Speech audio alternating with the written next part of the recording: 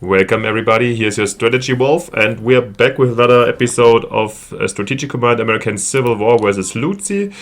It's, I think, the 6th turn, and yeah, let's go in together, and as you know, watch the replay together. I'm kind of excited to see how the enemy is going to react to our progress at the Manassas. Yeah, especially this Virginia front is very interesting, since we put like 3 brigades in a pocket, destroyed already 1. Let's see if they could open it or not, or if we can move the entire front up to the Potomac, which would be a great success. Okay, let's go. Okay. A little bit of reinforcement here, but no substantial attacks towards our lines to open the pocket, so yeah. Jefferson City under attack. Okay, attacks at the Potomac. Oh. And those frigates attack the fort, interesting. But no substantial landing. Okay, it looks like as if the success would materialize and we can like kind of move up to the Potomac, even though if heavier battles are commencing, but yeah. No further crossing from the Union side. So yeah, good stuff. They captured Philippi. Here we see further attrition from the encirclement. President Benito Juarez announces a suspension of Mexico debt payments. Okay. Oh, and another diplomatic success of the Union Osage towards the Union. But yeah, these are Native Americans that like were very likely to join the Union anyways, these Osage. Okay, as you know, from the other turns, I'm gonna have a look and come back to you with my decisions and our further strategies. Okay, everybody, we're back, and let's have a quick look what happened last round. We saw like more and more movements into Missouri, which is expected. Jefferson City still holding the ground. Starting here, we can already refresh this one, which is definitely necessary. We saw that the enemy regrouped here a little bit and is protecting, I don't know, maybe, yeah, the enemy is kind of new to the game, so why this is like landing ships, I don't know. However, yeah, she kind of reinforced here Washington. I doubt it's not in our reach at the moment. As you see, this is kind of nicely defended, even though this brigade is on the river itself. So yeah. But in the end, this is great success. We're going to destroy this one as well, and we can take up a position here at the Potomac River, which is at the very border of Virginia, which is great for me, and is a great defensive position and way better than expected for the moment. Apart from this, no big other movements going on so far from this point of view. So yeah, let's start in the west as always. We had this brigade over here, and I told you last turn I want to bring it down to bring it here to El Paso, so let it march to Waco. So it will take, I guess, one more turn to Austin, and then maybe in 2 turns we can take this trail to El Paso to open up as a little bit of this front line here in Arizona, maybe taking this mine or these villages around here. They could be kind of nice for us. So much about this one. Talking about mines, as announced pretty early, we have this kind of front here in southern Missouri, and yeah, I told you already, like we brought these troops here to capture this mine again, what the enemy captured very early on. So let's do it. Carthage we can do next turn, but yeah, just to let you know, for the guys for those of you who don't know the game very well, this mine basically brings, normally the mines bring 2 MPPs per strength. Now it's at 0 because I just recovered it, but it should go up to 10, so, and it recovers probably 1 point per turn. So in 10 turns this is gonna deliver 20 per, well, let's compare actually, I'm not 100% sure. 20 MPPs per turn, let's see it, look at this mine, yeah, value 20 for example. All the mines here, value 20 MPP, you see it down here. Yeah, so these are the most valuable. Also the other villages and cities give you some kind of income, but way smaller, as you see, 2 MPP for strength 8, while this one, yeah, it will be of great help. Here on this front, Yeah, we kind of need these troops here as soon as Missouri falls to re-establish these supply lines back here. That's what the event orders. Apparently the detachment from the other side moved out of Bolivar. Okay, let's move up. So the big question is actually, where do I want this HQ? I assume actually more over here in this area, since I expect fighting popping up here soon. Yeah, we brought this cavalry division down here. I'm gonna take it up here into southern Missouri, just in a case that Missouri surrenders, we can have the cavalry here to re-establish supply lines very quickly. And also just have a strong and flexible and reconnaissance unit around here. I don't know if the enemy moved like here, forces from Cairo in direction New Madrid. Could be a potential move, so yeah. Now we have something to counter it here too. These dudes are new, still like security, for security reasons I bring them here direction Fort Smith. This brigade here will be used to re-establish supply lines at some point, sure. Let's bring it here, so let's keep it here in the south. These dudes, since there's nothing coming from here, we don't need any fighting force. I might bring him up here to this area, yeah, why not, to protect these river crossings. In case they turn south, this could be kind of helpful. Maybe let's take it.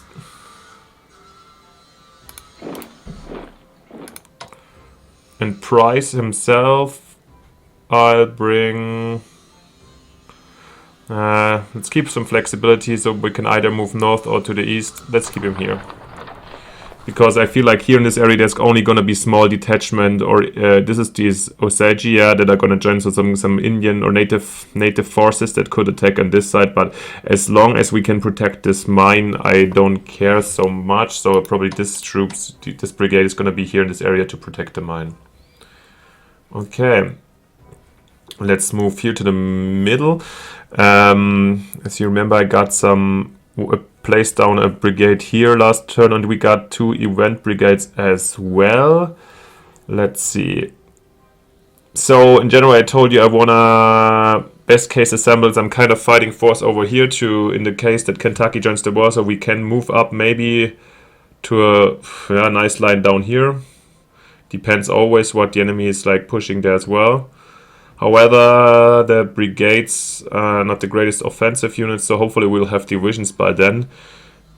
I don't know where we're gonna put them. So this should be priority target actually, since we have no river protection here. So if we manage to take this, it's not a peninsula, but let's call it this, like south of Cairo, this area here, this would be very helpful, and we could control this, so we can focus on the defense just here, and then maybe push up here or even defend here, whatever. So I'm gonna definitely march one of the brigades over here so we can position it in Dresden, I guess. And the others,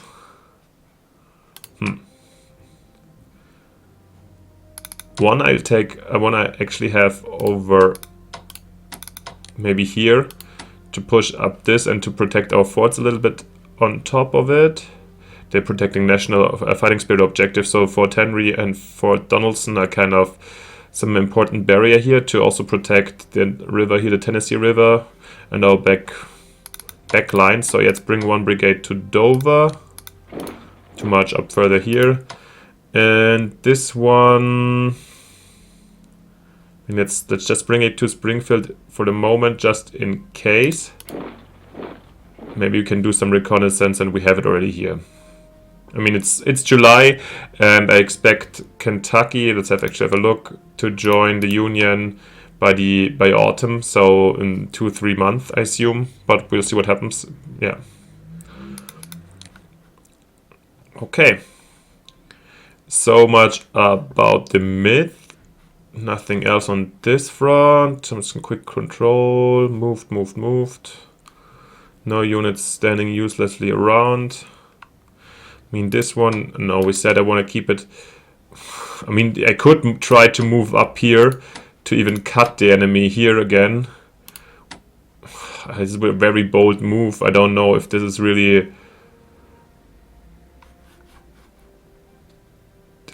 I mean, I don't know if the enemy really like wouldn't protect this area. If it was me, I would for sure have at least one brigade or one unit here, and then this move would end right now. However, to be honest, let's try it. I mean, I wanted to protect this fort here, but I doubt that the enemy has so flexible and quick forces to go around and take the fort without any protection. And so even if I see forces there, I can always move back in a turn after. So let's dare to just like go here first and see if something is around. Worst case, we're like getting a little bit of an ambush, but we're still defending in a forest over the river, so kind of good position anyways. And yeah, the enemy placed somebody here. Okay, which is expected. Shall we stay here or not? Like just a regiment, which is like dealable with, but as soon as reinforcements come. So I will move back to Fort Davidson over time. I don't have the forces here to really cut it off. However, it was a nice attempt. Could spy here, but no.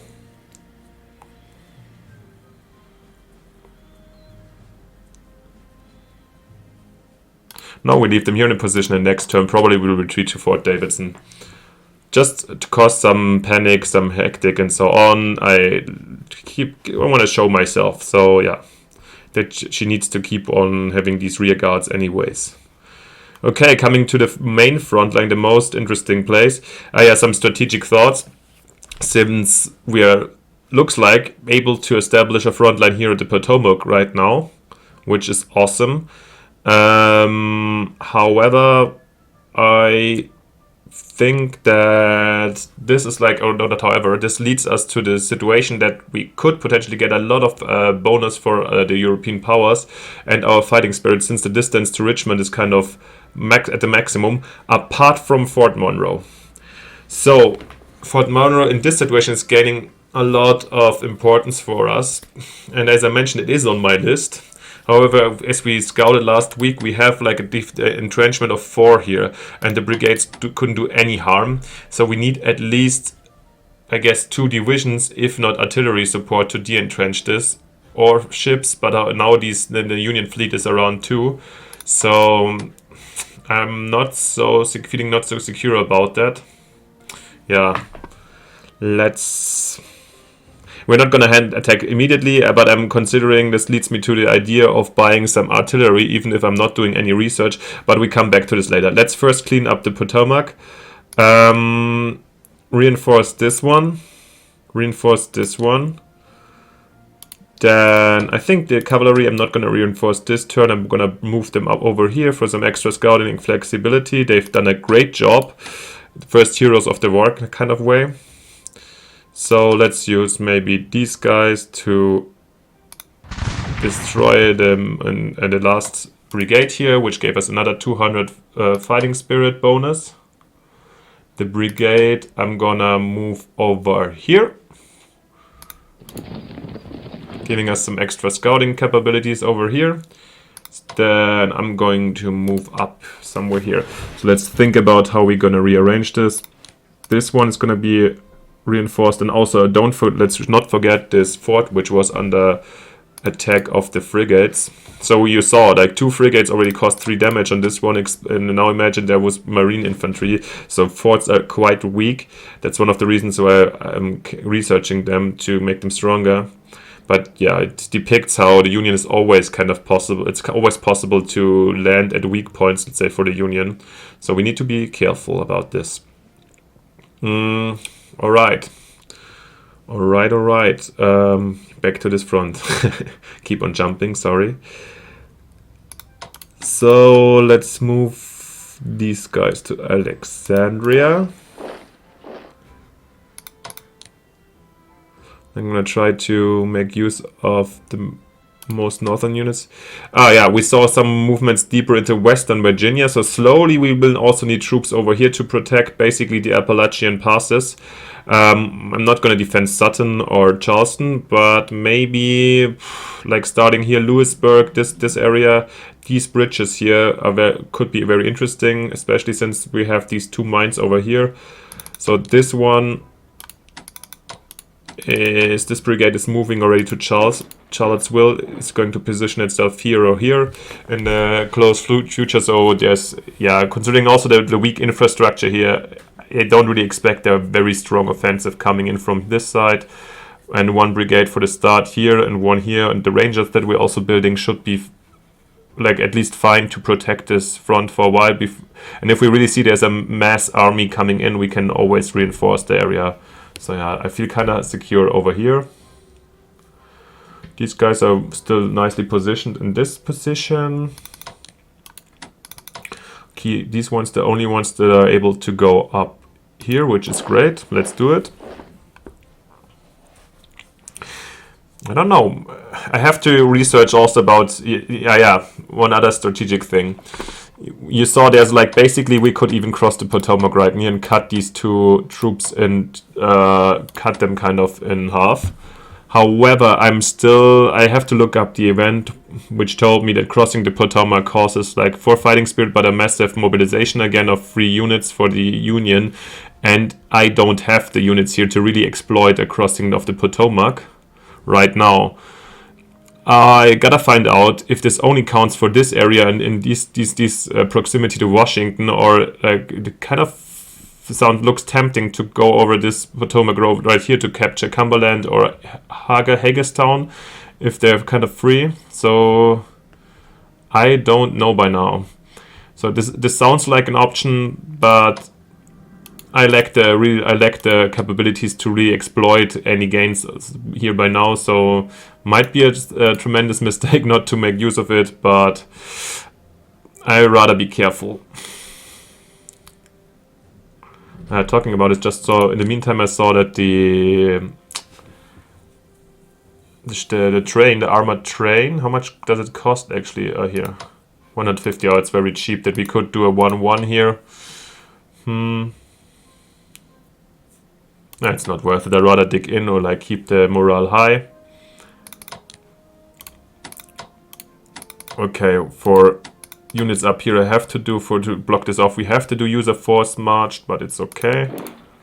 And wow, look at this. Now we have a full line from Alexandria up to Harper's Ferry alongside the Potomac with brigades, which is great. I'm very happy about this. Let's bring the HQ a little bit closer here. These dudes go also in this area. Then, I mean, we need some reserves, I guess, in this area as well. This one marches over here.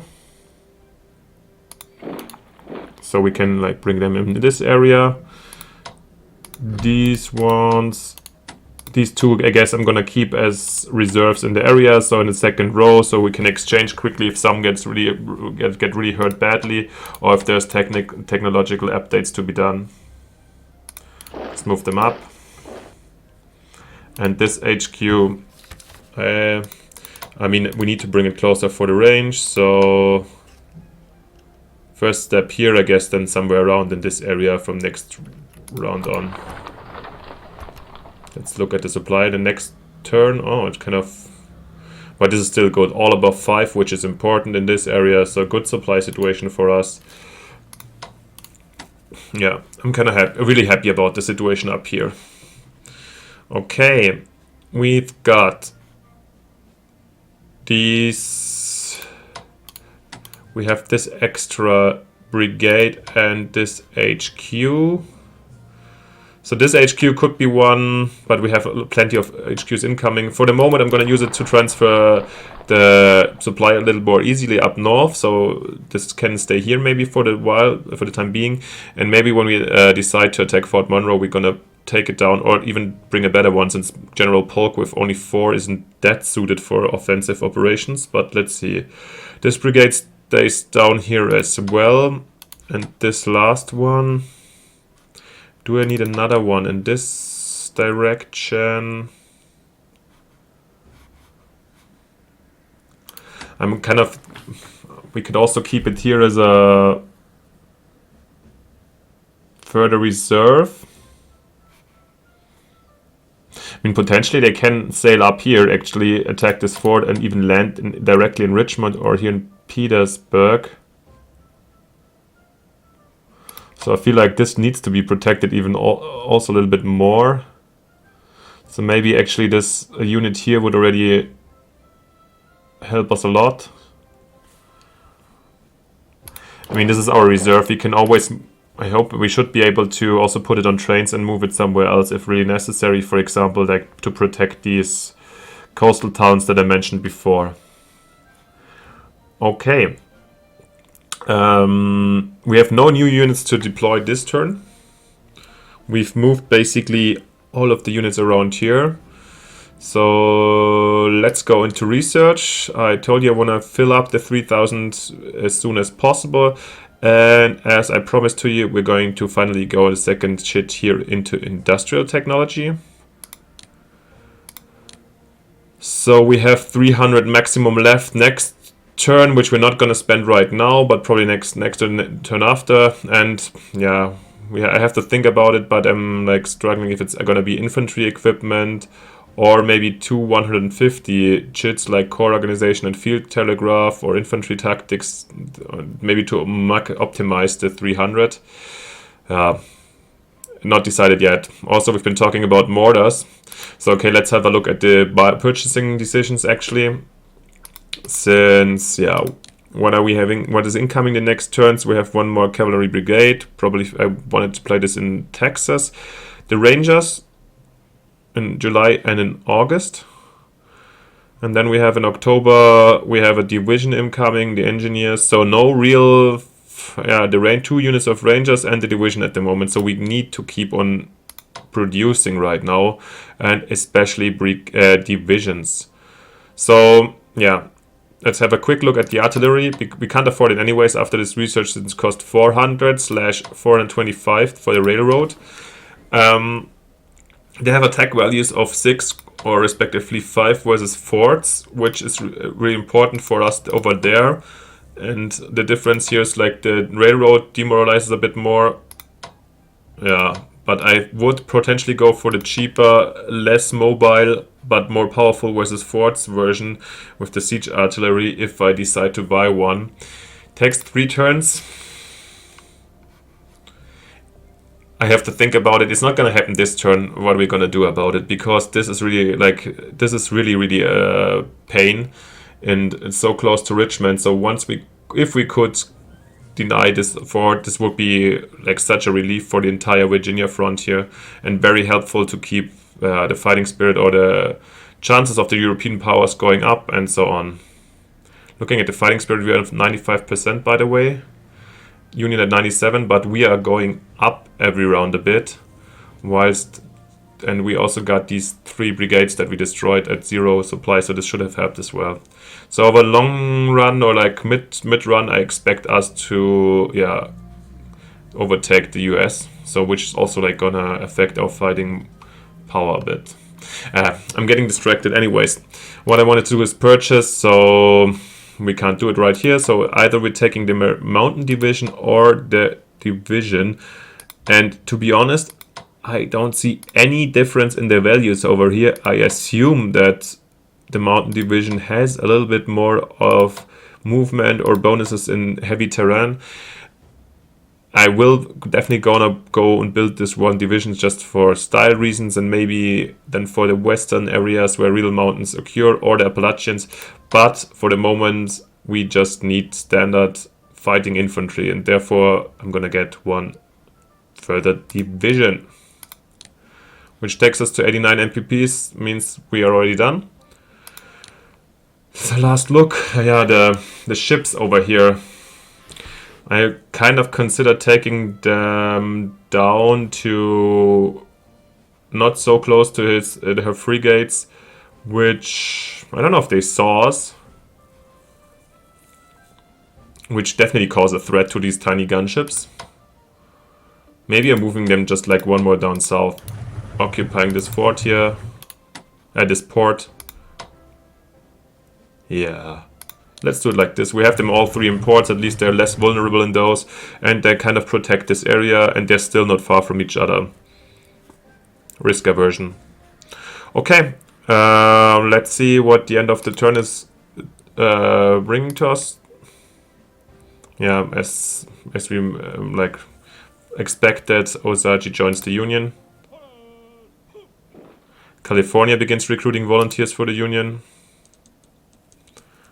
I'm signing a treaty of friendship and alliance with the Choctaw Nation, which is assumed here. So now we see the Indian Territory also opening. Pro-Confederate Kentuckians organized the Orphan Brigade. Oh yeah, in Clarksville. How lovely. John Baylor ordered to lead the Confederates in the invasion of New Mexico Territory. Oh! I was planning to deploy extra troops down there, and now I'm getting some periwind, but okay. And they're blocking Norfolk, which if they have troops in these areas here, ships, the Norfolk gets a little bit of a hit every round, which is not so terrible, but yeah. And spying and intelligence is getting a push. Oh, 20%, this is huge, which kind of confirms me and hopefully helps me in my plan of getting the upper hand in intelligence, but let's see. Okay, that's it. We are getting our incomes. Oh, and I feel like France has been actually like at 0%, but made a huge jump recently. Now they are apparently sending up to 20, but first convoy raids are going on as far as I interpret this. But I'm gonna have a closer look next time. And yeah, other income comes in, so the general price income is already being paid, so great stuff. That's it for this time. We have the great success at the Potomac so far, so let's hope we can still keep on being victorious. Soon the Tennessee front is going to open up, and so I hope you stay tuned. Join in the next time. Like, subscribe, and yeah, thank you for watching, and see you next time. Bye.